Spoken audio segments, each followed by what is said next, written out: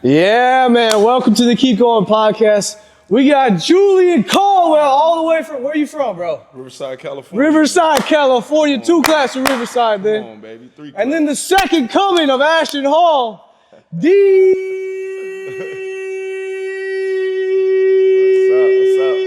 What's up? We here, man. 2 great entrepreneurs, personal trainers, and best friends here. So I'm so glad that y'all on the show. Thank you for coming. Absolutely, man. Proud to be here. Yeah, man. Was the intro too hyped? Nah, bro. Not at all, man. That's how you bring energy, man. That's how you set the tone, bro. One thing you can do is set the tone, man. Set the tone. Oh, let's get into it. How do you set the tone?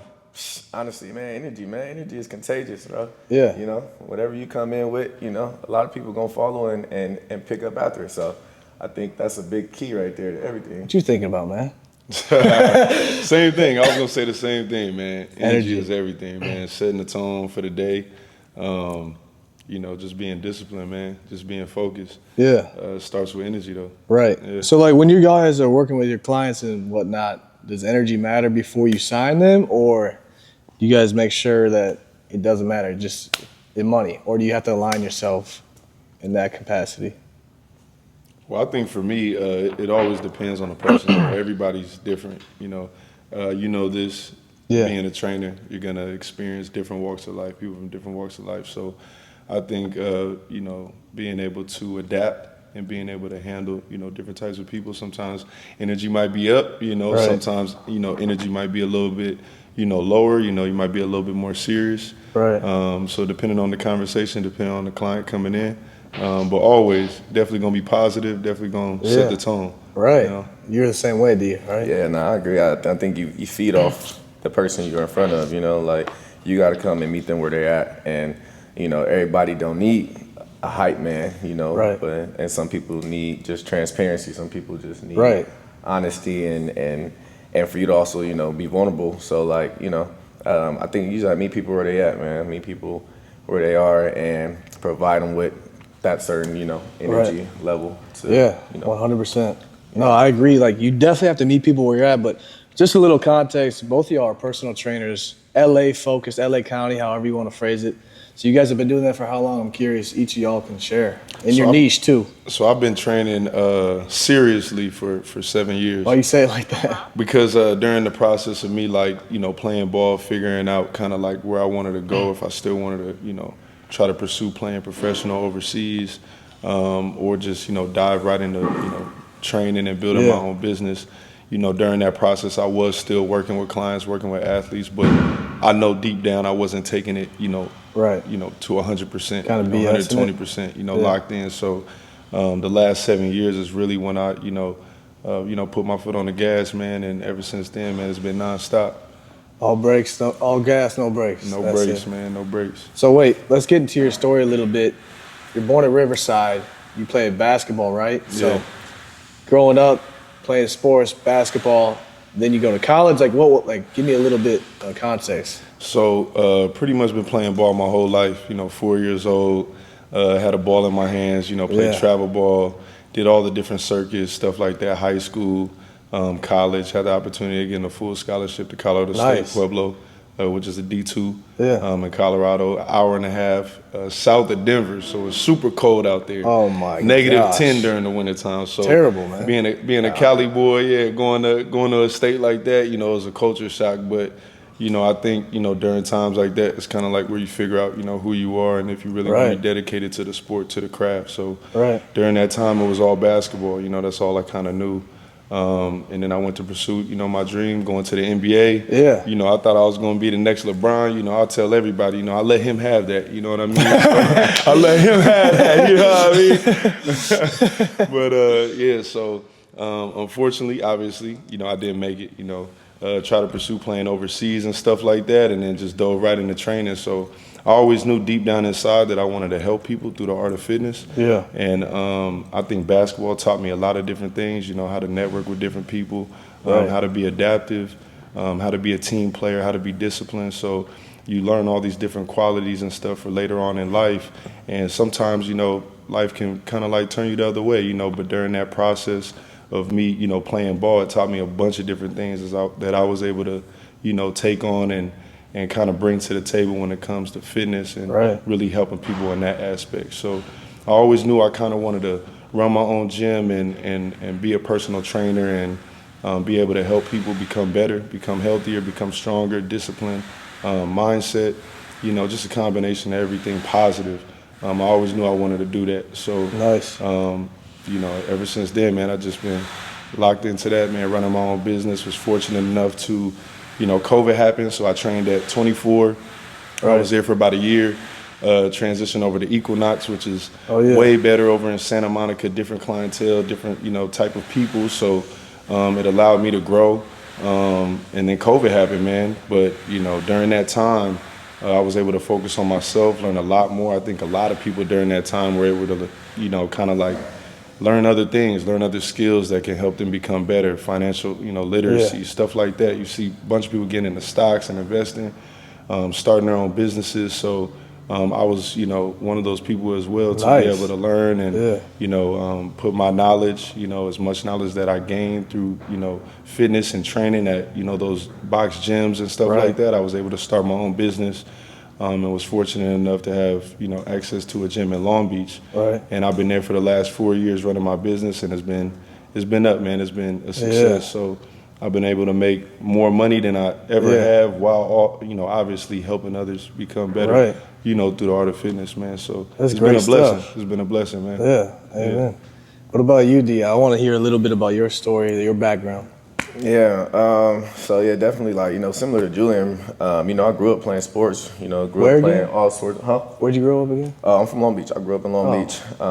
And so, you know, grew up playing sports, played all types of sports.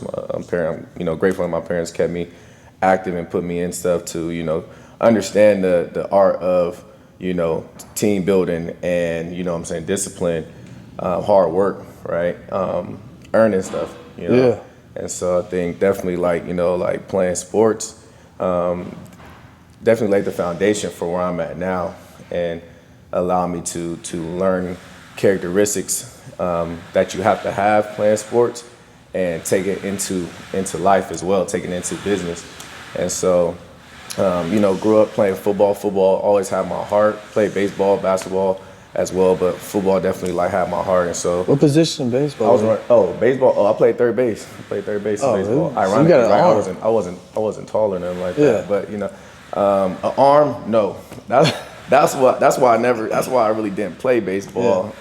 You know, so you stuck with football. Stuck with football. Yeah, it's crazy though. I was getting scouted out of high school though. Oh, really? I was getting scouted by the Marlins out of high school just from being, you know, good on base and like, you know, I could hit. I was good at fielding, but accuracy, man, getting the ball from third to first, bro, tough. It was, man, you hold your breath, you know, like hold your breath, cause man, it wasn't guaranteed, but so then you stuck with football. I stuck with football, like going into pretty much like out of high school, you know, like that's what I committed to. I went the JUCO route, so out of high school I went to Long Beach City College, where I currently coach now. And so I was there for 2 years. I was grateful enough to you know, go through that experience. JUCO experience is definitely a whole nother experience before you go into, like, you know, NCAA level football. So that, even then, that taught me a lot of different lessons, just as far as, like, you know, like despite your circumstances, despite what you're going through, you know, you gotta figure it out. You gotta figure it out. If you want something bad enough, like, you're gonna find a way to make it happen. And so, like, my desire was to play to allow football to, like, pay for my education, like get me to the next level. Like, obviously the goal still was at the time to get to the NFL, you know, to play in the league, you know. But nonetheless, you know, that didn't happen for me. And I'm still grateful for the experience, like to be able to go to college, man. Like out of state, I went to school in Louisiana. Went to a small Division I school called Southeastern Louisiana. Is that the SWAT? Nah. That's actually Southland Conference. So you got subdivision. You got FBS schools, which is like the Power 5 schools. You know, LSU's. You know, all those different type schools, and then you got like subdivision where Division I schools, but more like mid-major. You know, pretty much. So yeah, you know, I was out there for 3 years, and just that transition, right? Like just getting out of my hometown at a younger age, definitely, you know, allowed me to mature a lot, you know. And so I think that's, like I said, like that experience, football allowed me to understand the art of adaptation, you know. you gotta adapt to your circumstances, you gotta adapt to your environments. And so it was different. You know what I'm saying? I'm in Louisiana, I'm away from home, first time ever, you know, having to understand responsibilities as far as like, you know, juggling school, football, you know, and college, everything that comes with college, you know? And so, you know, I knew like I couldn't let myself down, one, but, you know, also like my parents, you know, like that was, I had to see that through. I had to make sure like I graduated amongst anything, like that was like the purpose of being, you know what I'm saying, at that school. And so, yeah, so I was there for 3 years, played football, graduated, got my bachelor's from there. And then I ended up returning back home where, you know, I started working, figuring things out, honestly. Like that was like a time where I just really didn't know like a direction where I was going. I was working in accounting for a charter company, Catalina Island. Yeah. And so when I was doing that, I did that for about like 2 years. And then COVID happened. I ended up being furloughed from my job. And so like, man, like even that experience right there, right? Like a lot of people getting furloughed, bro, like nobody likes uncertainty. Right. Nobody likes uncertainty. Nobody likes to not know what's to come. And so even that experience right there, you know, like taught me to adapt, you know, and it allowed me to get creative. It allowed me to like explore what it is like I truly want to do. And I believe I had a calling for fitness because like throughout that time I continued to work out. Like as an athlete, I didn't know not how to work out. Right. Like that's all I did, you know. That was necessary to be an athlete. And so I just continued to work out, continued to like just, you know, navigate in the gym. And I just got like a lot of people just, you know, like just asking me things, like asking me questions, you know, like want to learn, like, why do I do this? How do you build, you know what I'm saying, your muscles, like, you know, how do you get stronger? And so, you know, I just always like used to blow it off and think it was nothing of it, you know, but I think surely like I started to feel like I was getting convicted to like jump into personal training, you know. I thought like people were asking and seeking guidance and looking for how I could advance them in, you know, their health, their lifestyle. And so, so sure enough, you know, not long after that, I jumped into the personal training thing, you know, and started doing a lot of outdoor stuff. This was, you know, like pandemic time, so no gyms are open. No gyms are open at this point, you know. All we got is literally like outside. And, you know, that taught me a lot in just regards of like, man, using what you got. There is no excuse. Like, there is no excuse to say like, well, I don't have this, I don't have access to this. It's like, if you want it, you're gonna make it happen. So, yeah, I did outdoor boot camps. I was doing just like small little training sessions outside right here, you know, by the beach. And from then, you know, I ended up exploring and learning about self-made, Long Beach. And so, you know, I took the leap. I felt like I had a good foundation of individuals that bought into what, you know, I was teaching them and what, you know, and in regards to like how I could advance their lives in that realm. And so joined Self-Made back in when did it open? 2020? 2020, like the end of 2020 type deal. So yeah, like the end of 20. So I joined like maybe like the beginning of 2021. And so it was 2020 because I'm like 5 years. Yeah, it was 2020. So it's been 5 years at Self-Made, a little over 5 years now. And like Julian said, you know, the experiences, the people, I've trained all types of different clients and, you know, got to meet different people, and that's allowed me to just understand, you know, like just different walks of life, different circumstances and demographics that, you know, people are, people are. And so yeah, like we're currently there now. And I think that's the experience of where I've come from and my journey has allowed me to, you know, be able to be confident in, you know, like teaching that and preaching that, right? You know what I'm saying? Like just more so of willingness, you know, desire to change, desire to, you know, want things to happen for yourself. And bro, it's all about faith. I'm a faith-based guy, like, you know what I'm saying? Like I walk by faith, and so I feel like when you want something, you truly believe you can do it and you can have it. Like it's nothing that's gonna stop that from manifesting for you, you know? So yeah, man, that's 100%. That's my story, bro. Nah, thanks for sharing it. Mm-hmm. So I know that y'all have been training there for 5+ years roughly, right? Mm-hmm. So most trainers burn out early on. Mm-hmm. Like they might make it a year or two. How have y'all both kept it going? I think it's just staying disciplined and always, I think it's always being able to adapt Yeah. And sometimes life changes. And I think when you're, a personal trainer, obviously at like a 24-hour fitness or Equinox, they build a system for you. So, they bring you leads, you have a gym full of people that you can always go talk to and get more leads and build relationships with. But I think transitioning onto a private gym and having the opportunity to run your own business, I think that's when you have to do all that stuff on your own, right? Right. So you got to go out there and get leads. You got to create different systems. Systems are big, right? So, if you have a business you're running and you have no type of systems or structure, you're just going to be winging it, right? So everything changes, though, just like COVID. COVID happens and so many people lost their jobs, including myself too. And nobody's prepared for it, right? But if you're, running your own business, that happens all the time. You know what I mean? Yeah. Like people leave, people come and go, or you gotta, create something else to bring, more leads in and, constantly scale. So if that's your main focus is scaling and being successful and growing your business, I think that's what kind of separates people from being successful and some not making it. After 2 years. What are you doing different if you're doing the same thing that you were doing in year one? Right. And on year 3, thinking that things are going to change and become better, then they're not. So you got that growth mindset, but you have the game plan to go with it. Exactly. You got to constantly be able to change, and if something is thrown at you, be able to adapt and pivot and move in another direction and be able to, okay, let me do this, let me try this, and not being scared to do it.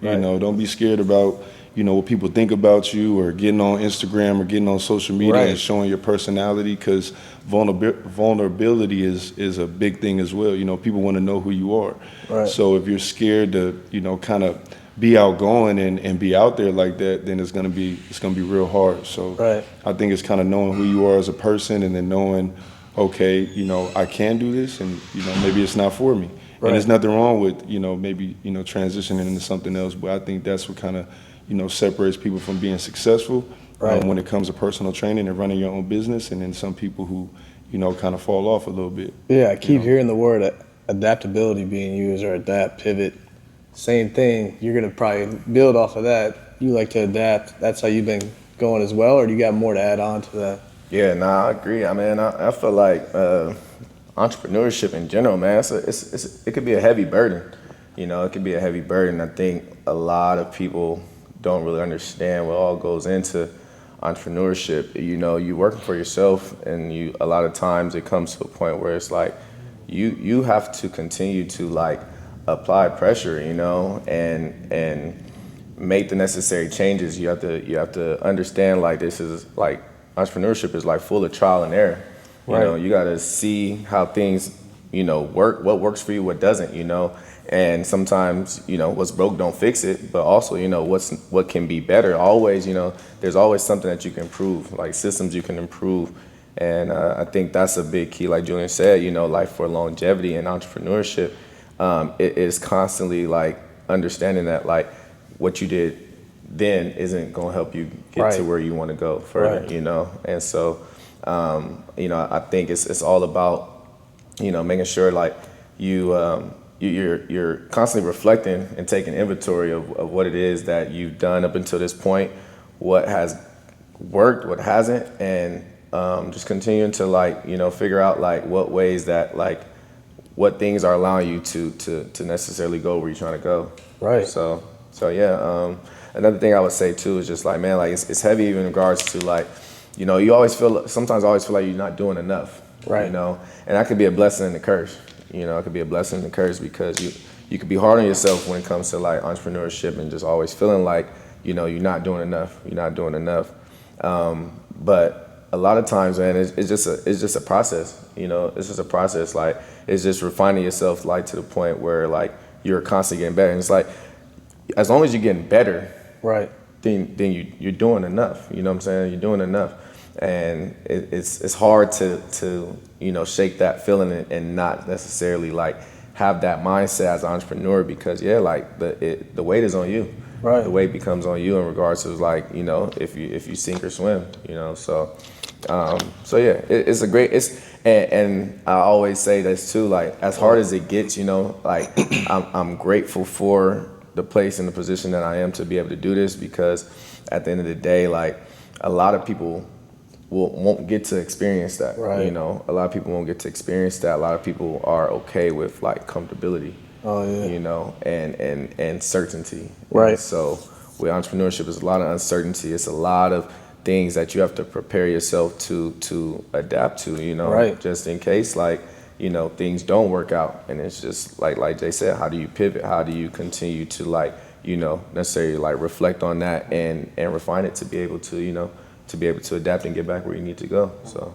going off of that, like, you know, you all both probably know Ed Milet or of him. Mm-hmm. He always talks about blissful dissatisfaction. Mm-hmm. You appreciate, you acknowledge where you're at, you appreciate it, and then you ask for more. So you're grateful for everything that you have, but you know you have more inside you. For sure. You have all that potential. You got 20% left. Well, let's figure out a way how to use it and get you there. He's always talking about the internal thermostat.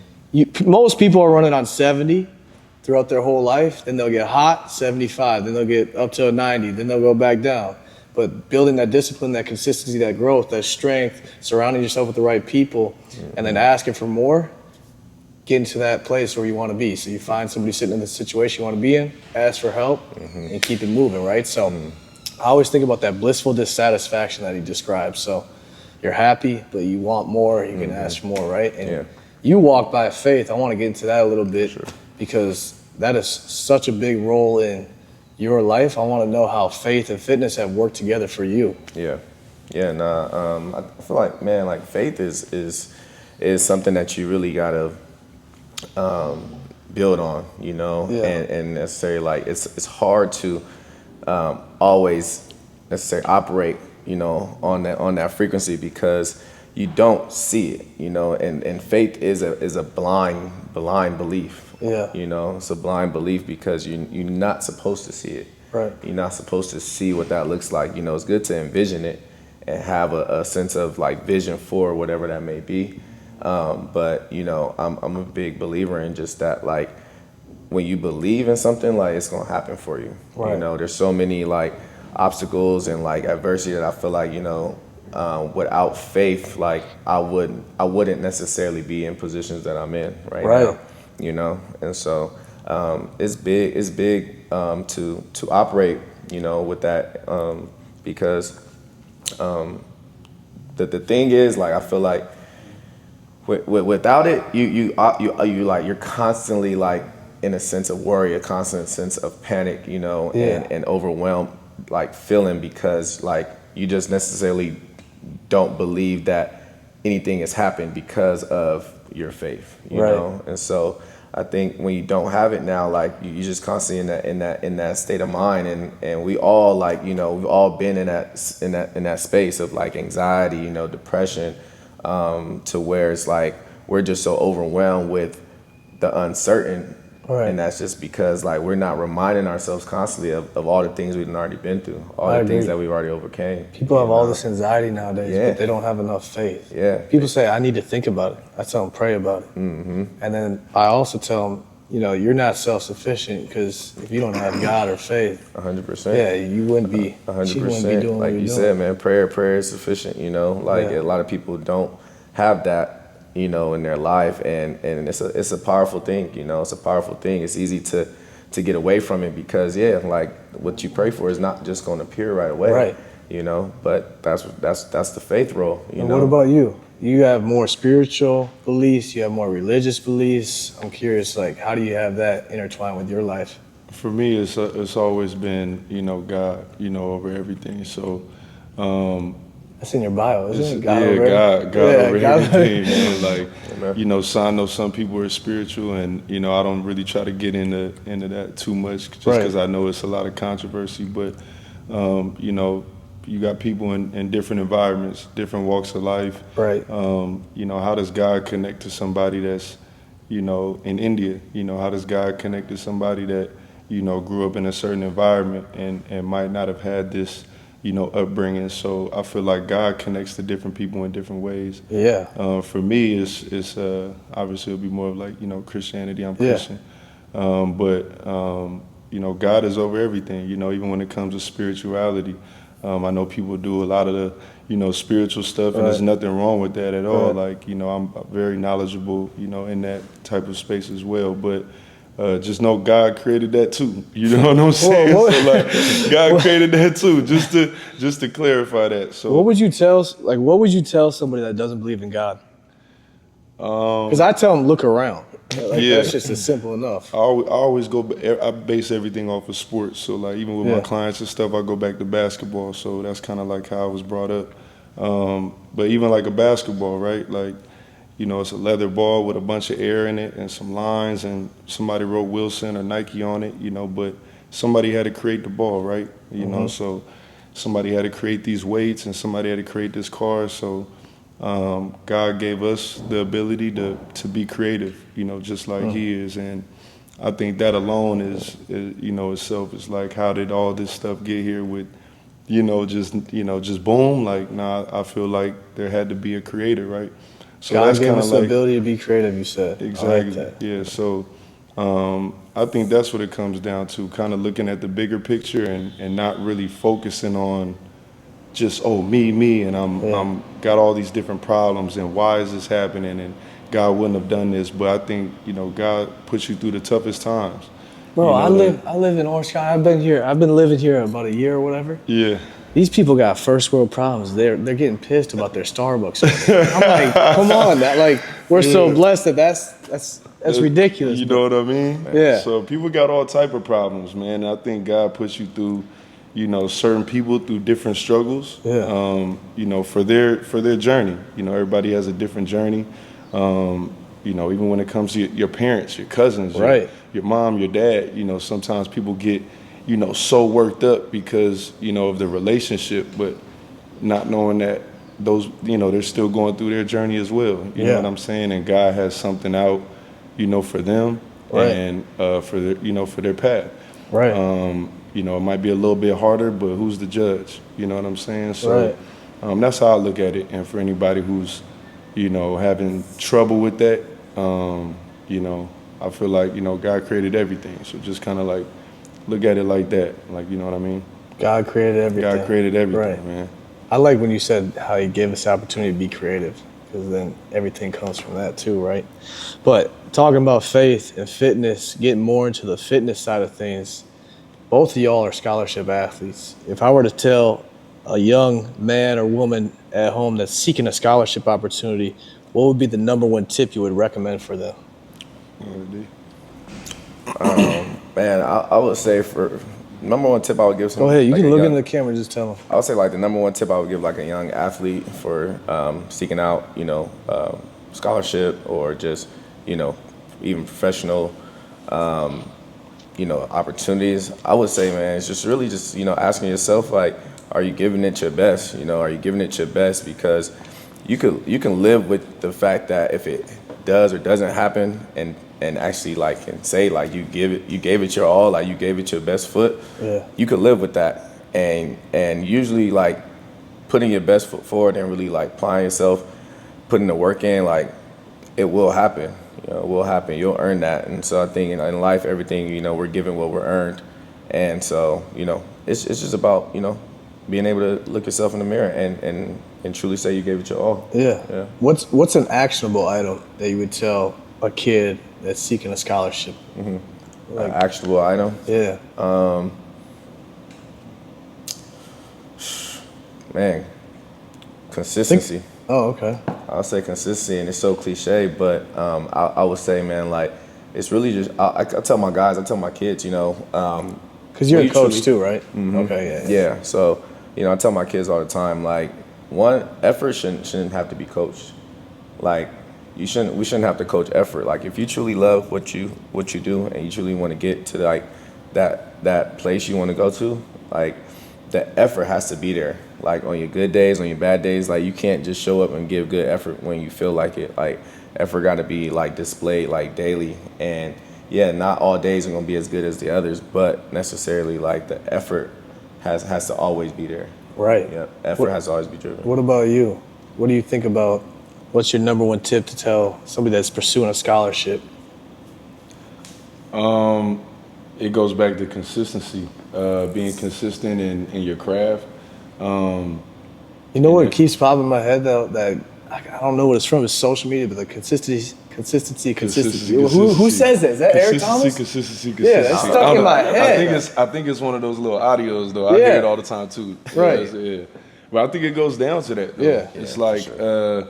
And then planning, because I get a lot of athletes, a lot of guys who come in, and even some of the pros and stuff too. Obviously, they are already at that level and stuff. But even where they're at, like, what's the next step? You know, when I was growing up and pursuing, basketball, trying to get to the NBA and get overseas and kind of build that life for myself, I didn't know what school I wanted to go to. I didn't know, really what I wanted to major in. I didn't know where I wanted to play at overseas. I didn't know what team I wanted to play for. And I think it's those things right there that kind of like separates people. And not saying like there's going to be some great guys, some LeBrons, and they just have life already kind of like, kind of the carpet's already laid out for them kind of thing. And, but for the guys that, really got to put in that work and stuff and build their name up and brand themselves, I think the main thing is going to be planning and really getting, as precise as you can get when it comes to, where you want to go to school. I ask my guys right now, pick 5 of the top schools. It could be crazy. It could be Duke. That's what I said. Whatever. But pick the 5 schools and then what it would take to get to those schools. And then, you can even get deeper. How many points do I have to average? What does that look like?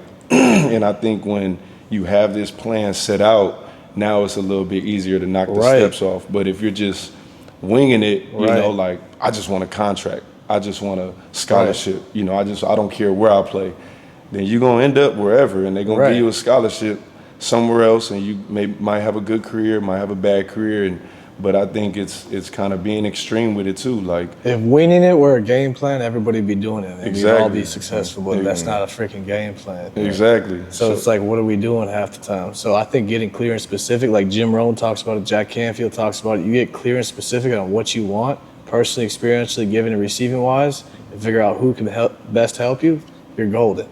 So, like, I agree 100%. So when you're working with your athletes, or kids that want a scholarship or just to do better in sports, do they have like a certain criteria they need to meet? Because you say they got to follow a plan, but what would be like a step of the plan for each of you? Well, for me, it goes back to that. So I always tell them to pick their top 5 schools. Oh, okay. And then see exactly how they would get into those schools. So that's the first step. That's the first step. What about you, D?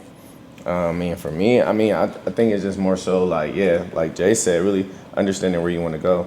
Yeah. And so once you're clear on like, all right, you say you want to be a Division I athlete, all right, go and see what these guys are doing. Study what these guys are doing. Even go further, right? We want to go to the league. You want to go to the league? All right, cool. Go watch and see how these professionals work, right? Think about Steph Curry, right? Like, Steph Curry is the all-time probably best shooter we've ever seen, right? Yeah. It's probably muscle memory to him at this point. But Steph Curry will still be at practice every day, still putting up like 100+ shots, knowing like, I just got to continue to like work at this, like you just never arrived. Yeah. Like you always, operate in a sense of like, I've never arrived. There's always something I could be doing to get better and continue to like perfect my craft. Then that's how you stay sharp. That's how you stay ahead of the competition, because somebody's out here trying to outwork you. Right. And that's what I tell my guys too. Like, it's the amount of junior colleges out here, right? And they all are trying to get to the same place you're going to. Yeah. What's going to separate you from them? Right. And that comes with, outworking. Right. Hard work. Yeah. What if somebody says, I try hard, I work hard? What would you tell them that they're not getting the results? You know how a lot of people like will victimize themselves, and like they're like, oh, I tried, but yeah, you really preach and hone in on, but did you really try 100%? Yeah. What does that look like though? Is what I'm asking. I think it just goes back to kind of like what I said in just regards to is like reflecting and asking yourself like, what does your best look like? What does your best look like? And saying you try, like, cool, like, try harder though, try harder. I think it's just more so everybody's like, as long as I'm like, everybody thinks productivity is always like is progression, you know? Yeah. And you could be doing something, but you could be not going nowhere, you know? Yeah. And so it's like So understanding. is it like, having like the right blueprint to that, or is like what is it? Or is it figuring out what doesn't work and then? Nah, I think it's just more so like, I think you could just say it's figuring out what you're not doing. Right. You know, like Oh, you feel okay. like I've been doing this, and this, and this. Okay, cool. So is that why you tell them to go watch a Steph Curry or a MLB or a Right. pro player? Go watch the people that are in the places that you want to be, and Yeah. ask yourself like, what is it that they're doing that I'm not doing? Right. And that right there tell you exactly what's missing. Right. You know. Yeah. So I think that's how you find the missing pieces. That's Yeah. how you find the missing pieces, because you don't have it all figured out. No. You don't have it all together. None of us do. You know. No. But it's actually like being able to like own in on that, accepting the fact that like I'm not, you know, I don't do everything that I do, you know, and that's in a sense a form of humbleness, you know. It's good to have some humility in that and be like, all right, yeah, man, like I could be doing this, I could be doing more of this, you Right. know, and that's how you ultimately become better, like at whatever it is that you do, you Yeah. know. That's how you get to where you want to go. So I got you. Okay. What I want to do next? I want a couple clips for social media, so I'll kind of go like rapid fire. yeah, cool. You guys keep the answers a little shorter compared Yeah. to, I mean, giving full detail. But Sure. all right, so you can put it on me a little bit. Yeah, there we go. You see that smile? Look, man. No, okay. I was gonna say, what's the number one habit most kids that are pursuing a scholarship that they're not doing? Number one habit most kids are not doing. I'm gonna say recovery. Recovery. Recovery. Okay, give a little more on that. Yeah, Recovery. just stretching, eating properly, sleeping, going to bed. A lot of kids want to stay up, scroll, play video games, and not understanding like your body is your product at the end of the day. So if you're not necessarily feeding it and giving it all the things that it needs to function at the highest level, then you're doing yourself a disservice. So, I like that. I would say recovery. Yeah, that's one thing I was gonna say is food, nutrition. Yeah. Yeah, being an athlete myself, you know, just playing ball and stuff, bouncing around. I know like it's hard to get your meals in. You know, Right. it's hard to eat right. You know, McDonald's sounds, you know, very good when you only got 20 minutes and you know, you haven't really eaten like that and you're just trying to, you know, get something down real quick. But I think it's figuring out kind of what are the best foods, what are the best things that you can put into your body to be able to perform at a high level. Yeah. They say LeBron spends 1.2 million on his body, you know, on recovery, and that's a combination of everything. I don't think people just like, on his body, but that's nutrition, that's the recovery stuff, that's getting into the gym, that's the strength and conditioning, that's, Yeah. you know, everything, you know, but it's taking care of your body. I think that's probably the most important thing. Is food, you know, sleep, obviously, but just a combination of just taking care of your body is probably the most important thing when it comes to being Got an you. athlete. All right, rapid fire. What's the number one food that you would recommend every athlete should have in their diet? I'm gonna say oatmeal. Oatmeal. I'm gonna say oatmeal, man. Why oatmeal? Like oatmeal, man. I feel like, man, a lot of kids just don't be having like the fuel, like carbs, yeah. Like to train like an athlete, man. Like you need fuel, you need carbs, you know. And that was one thing. Like when I was in camp, when I was at the next level, like our team breakfast wouldn't really be any protein. The only protein we probably had would be like eggs, but something just very like easy to digest, and Right. that would like immediately be used as fuel. Carbs, cream of wheat, rice, you know, grits, stuff like that. You know, Right. bagels. Carbs, baby. Gotcha. Carbs. So What about I you? say. For me, I'm a little different. I would say fruits for sure. Fruit. What kind of fruit? Man. Watermelon, orange, apple. My thing is orange, apple, banana in the morning. But I noticed when, you know, playing and stuff, like once I started incorporating all the fruits and the veggies into my diet, I noticed immediate changes, especially with like recovery, how tired I was, how fatigued I was. Definitely need carbs for your energy. For sure, Yeah. gonna need that. You don't want to pass out, you know, doing anything, right? You right. need your energy to be able to perform. But I think having that, you know, having the fruits, incorporating those into your diet, help with a lot of blood flow, help with like less injuries, and you'll have more energy and stuff as well. Right, 100%. What's the number one tip for fat loss? Man, calorie deficit. calorie deficit. You know what I'm saying? Okay. You gotta make sure you. Food again. Yeah. Food, man. Okay. Food is the most So you'll say important thing. food, but what specifically about food? Because you brought up a couple things, but I want to know specifically what about food? Being in a deficit, I think, you would have to know, there's a lot that goes into it, but figuring out kind of what your goals are, whether you want to, gain weight or lose weight, wherever you're at. If you're somebody that's maybe a little bit more on the leaner side and you want to put on some muscle, obviously you're going to be, needing to eat a little bit more, carbs, protein. If you're somebody that's a little heavier, you're focusing on losing weight, then you want to be like more in a deficit. Eat more fruits, vegetables, still high protein, everything, because you want to be able to build muscle. But I think just, learning about your body, learning kind of like what your goals are and stuff. Everybody's body is different, but learning about your body and then learning what foods work, what foods don't, and then just getting it, as precise as you can get it, Number one tip to build muscle. Strength training and protein. Strength training and protein, baby. Man, that's all it is, man. Strength training and protein. Okay, go ahead. Same thing, man. Yeah, you gotta lift, you gotta eat protein, man. What's your number one piece of marketing advice for a personal trainer to brand themselves? Man, speak. People want to hear you. People want to hear you. People want to hear what you sound like. People want to know your sense of humor. People want to know just who you are as a person. So express yourself. Talk to the people and give them what they want to hear. Yeah. Yeah, getting out there, not being scared to be vulnerable, letting people into your life a little bit. Obviously not too much, you don't want to put everything out there, but being vulnerable, man, letting people know who you are, showing your personality, and then just marketing. How did you break that barrier, like when you first started to become more vulnerable? For me, it was getting on the camera. Yeah. Like I had to start getting on the camera more. It first started off just recording because I never recorded anything. I would be working with clients and the session would be over. I'd be like, damn, I didn't get not one video. Yeah. So, even myself, I'll work out and it'd be a good workout. And I'm like, damn, I ain't recorded. Nah, shit, they don't even know I hit the gym. So I think that's like probably the first step is just getting used to putting the camera up.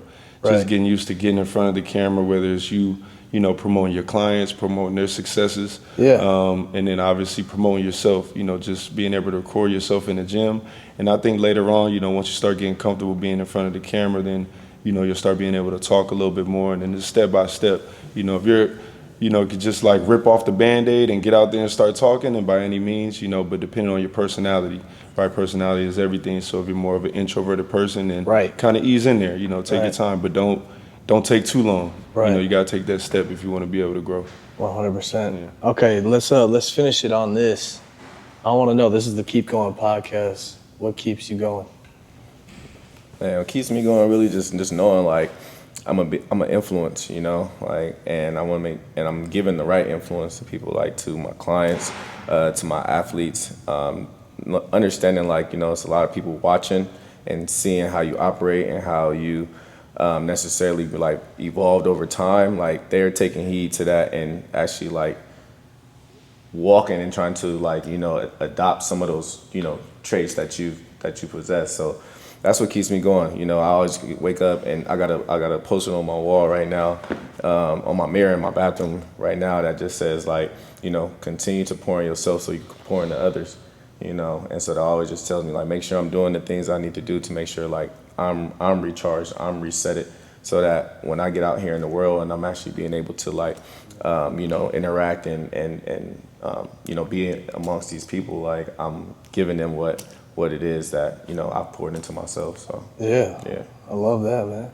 What about you? What keeps you going? For me, man, it's going back to my son, man. I'm blessed to have my son. He just turned 3 earlier this week. So, that's my why, man. That's what keeps me going. And I actually watched this. I'm a big Nipsey Hussle fan, so I was hurt when that that happened. But one of the videos that I saw him, he was talking about inspiring. Everybody just wanting to inspire and wanting to help others. So I'm big on that. Inspiring people through the art of fitness. That's my passion. That's what I love, and I just want to help as many people as I can. So that's kind of what gets me up, in the morning, is being able to wake up and inspire others to become better.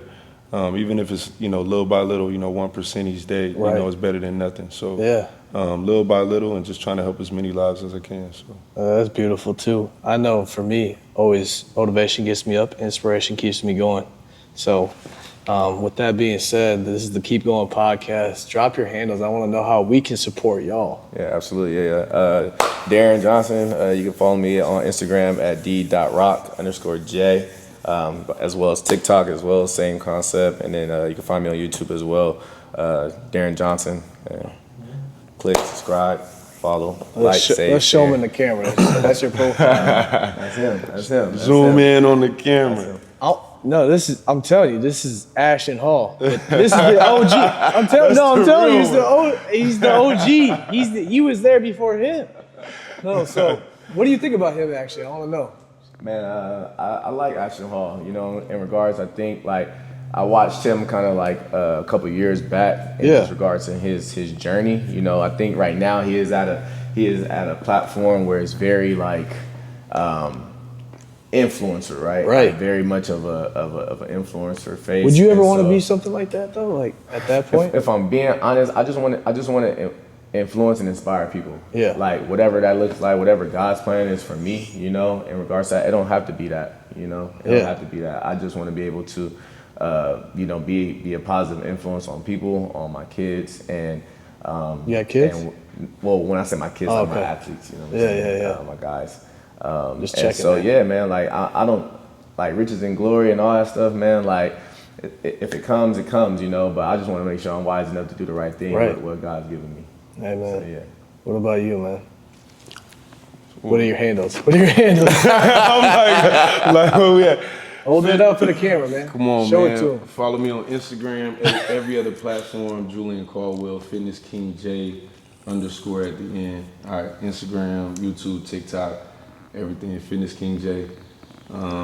Yeah, man. All right, cool. Well, I appreciate y'all coming down. Yeah, you already know, being bro. a part of the show, man. Appreciate you you already having know, us, bro. Come on, man. Oh, This gosh. love. Yes, sir. Appreciate you.